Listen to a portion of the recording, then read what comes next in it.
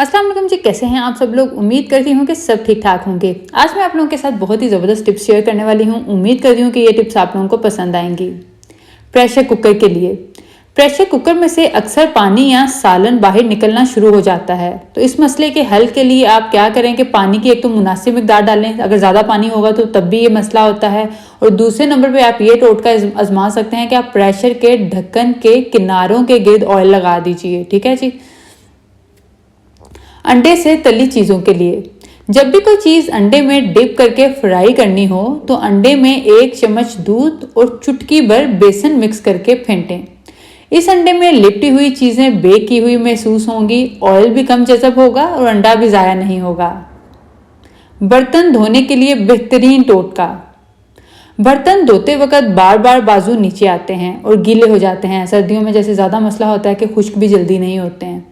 लेकिन अगर आप बर्तन धोने से पहले आप क्या करें कि अपने कमीज़ की बाजू को एक बल देकर फोल्ड कर लें और इस पर रबर बैंड या पोनी चढ़ा दें, तो बाजू बार बार नीचे नहीं आएगा और आप आसानी से बर्तन धो सकेंगे।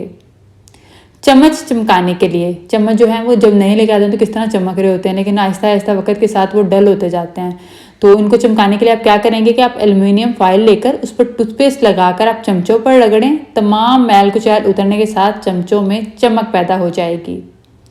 दूध को खराब होने से बचाने के लिए, दूध को खराब होने से बचाने के लिए अगर इसमें उबालते वक्त चुटकी भर मीठा सोडा डाल दिया जाए तो दूध जल्दी खराब नहीं होगा।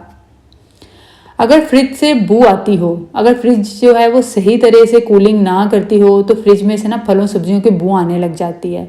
तो इस मसले के हल के लिए आप क्या करें कि फ्रिज में एक लीमू काट कर रख दें या फिर एक भूजा हुआ कोयला रख दें। लीमू में भी जो है वो स्मेल्स को जज़ब करने की बहुत सलाहियत होती है। इस तरह से आपकी जैसे एक सालन की दूसरे में से या फलों या सब्जियों की सालन में से स्मेल आना, इस तरह से नहीं होगा। फिर इसके बाद है जी, अंडा उबालने से पहले अगर ये तसल्ली करनी हो कि अब जैसे अंडा तोड़ा ही नहीं तो पता कैसे चलेगा कहीं ख़राब अंडा तो नहीं उबाल रहे, तो इसका आप अंदाज़ा इस तरह से लगाएं कि आप अंडे को नमक मिले ठंडे पानी में डालें।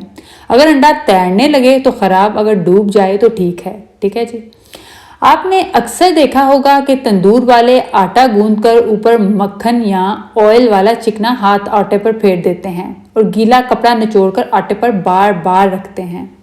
ऐसा इसलिए किया जाता है ताकि आटा जल्दी खराब ना हो। आप ये तरीका घर पर भी आजमा सकती हैं क्योंकि इस तरह से बैक्टीरिया आटे में दाखिल नहीं हो पाते हैं। इसके अलावा मिट्टी के कूंडे में आटा गूंदकर ठंडी गीली ज़मीन पर रखने से आटा जल्दी ख़राब नहीं होता। और आज की रेमेडीज़ में से कौन सी रेमेडी आपको अच्छी लगी मुझे कमेंट करके ज़रूर बताइएगा। मज़ीद टिप्स और रेमेडीज़ के लिए चैनल को सब्सक्राइब कर लीजिए, वीडियो को लाइक करें, प्यारे प्यारे कमेंट्स करें। शुक्रिया।